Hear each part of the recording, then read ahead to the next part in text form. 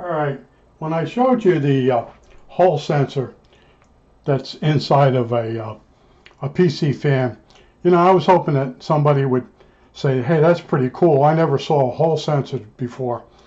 And of course, it's gone into someone's trolled me. All right, I don't know if he's actually a troll. He just wanted to show me he was smarter than me. And he said it was a thermistor. Well, anyway, the whole idea of it, I just wanted to say, if you've never seen a Hall effect sensor or you don't understand, you can read up on it. But to actually have an old PC fan, here it is. Here's the PC fan pulled apart. Circuit board got yanked out. And there's a Hall sensor. Let me get a pointer here. Sitting right over here. All right. Now notice it's got 4 leads on it. Well, I tack soldered 4 bus leads on it, made out of cat wire. Remember? I told you I like to buy cat wire. It's also called central office wire, used by the telephone company. What's nice about it, it's a big bundle of 2 strands, so you get different colors. And it's really cool to work with, especially like proto boards. So anyway, we have the Hall sensor, not a thermistor. Hall sensor, not a thermistor, and it's got 4 leads on it. And it comes out of a PC fan, and it sources. It syncs. It syncs voltage. In other words, the output pins, when they're activated, go low to ground. So in this case, we're using an LED lights. We're using a 12-volt supply, and we're using a 470 ohm resistor through them. So if you take a magnet, and we go on the other side. I don't want to block the shot. Okay, here we go. Okay, Hall sensor. Hopefully you see that working. There's a bit of a delay on my camera, but in other words, this is when the magnet spins around in the motor, it turns two coils on and off. Okay, and the old one just used 1 coil. We actually used 4 coils, and I actually can't tell you how it was wired now. Okay, but in other words, this magnet, it's a bar magnet. Where'd you get the bar magnet? Who sells those nowadays? Had it for years ago. I can actually tell you where this magnet's from.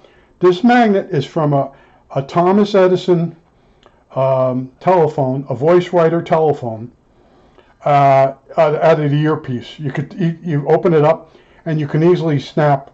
It was in the receiver side, not the transmit side, which is a carbon mic. If you ever need a carbon mic, you can get one off a telephone. Anyway, back to the earpiece, and you just hit it with a hammer, and these were spot welded, and they break off. And this magnet, it's got to be almost 100 years old. There it is. Now let's try the other pole. Not as sensitive. Maybe on the other side, huh? Hey, let's try that pole on this side. No. Wow. So this sensor likes the 1 pole. Now, I don't have my compass here to tell you if it's a north or south pole, but it's very interesting. And that's what I wanted to do. I wanted to percolate the brains of some people out there that actually say, I have a box of PC fans. I never opened one up to see what's inside. And of course, some people think there's a thermistor inside because they worked at a certain company. And I said to myself, you know what? Maybe he's right. The thermistor would make the fan turn on when the unit got hot, or maybe change the speed when it needed. And then I said to myself, no, I don't think so. So I opened up a second one. Right away, I'm like, he BS'd me and got away with it. I used to call that the Padner effect. We used to have this guy in RCA until I got to know him better. He would shoot from the hip with some bullshit. And a lot of times it would sound practical. And they'd walk away and you'd think about it. And then finally, Kenny, my engineer that was sat a couple feet away behind the divider, he'd look at me, he goes, he's just making that up. I go, I figured that. So I look it up in a book. And then when he'd come back, he'd say something. He'd actually say that the book isn't always right.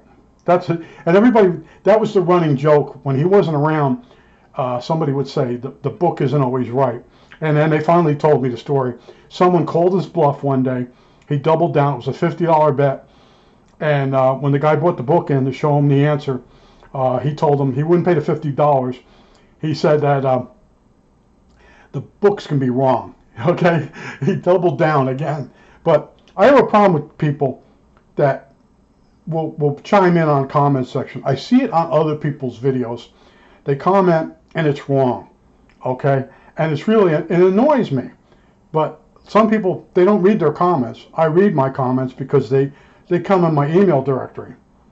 Okay, and there's nothing better than when someone catches something. And I know I do misspeak a lot. I'm 70 freaking years old. And the other day I said, instead of pulling my hair out, I'm pulling my head off. Okay? And when you say pulling my hair out, you think you said pulling your hair out. Then when you go back and look at the video, you actually say pulling your hair out. Also plurals. When you say LEDs, and you'll catch yourself saying LED when you meant LEDs. And I see some guys' videos, they're edited every 20 seconds because they stop the video and they redo the phrase they said. Then they go back and they sit and they edit. My videos are straightforward. And I just wanted to show you, that's pretty interesting that only the one side. See, that's the stuff you learn. Now if it switches that way, then we give it the South Pole. Oh, we can make a couple different things with this. Yeah, and then probably where you come past it. All right, let's say it's the south on that side. Let's go the opposite, coming in from this angle. Yeah, look at that. If you come in from this angle, is where it operates. Oh, then you start to see how far away it can actually see the magnetic field. All right, but that was the whole idea. I didn't want to wire this up and say to you, look, you take a sensor out of a PC fan. I wanted you to do that, okay? And, you know, I know basic values off the top of my head. LED at 12 volts, 470 ohms, okay? At 5 volts, LED, 150 ohms. I have these values in my head, and you have to have them in your head when you want to engineer something really quick. You can't keep going to a book. You got to know, and then, oh yes, you can use Ohm's law. I know how to use Ohm's law. And as long as I have a calculator near me, I can do Ohm's law. But I just wanted to show you that. That's pretty interesting, huh? Oh, I bet we could make some interesting things with this. But years ago, there were these, let's say, decorations, little statues. And there would be like a pendulum that swing back and forth. And they had a sensor underneath the piece of plastic, the base. And then the magnet would come by. And then as the magnet would come by, another next to the sensor was a coil. And it would give it a kick. So the sculpture was, I think they called it a kinetic sculpture. And that's the first time I saw a Hall sensor. And then, like I told you, we had them in keyboards, and they were really good keyboards.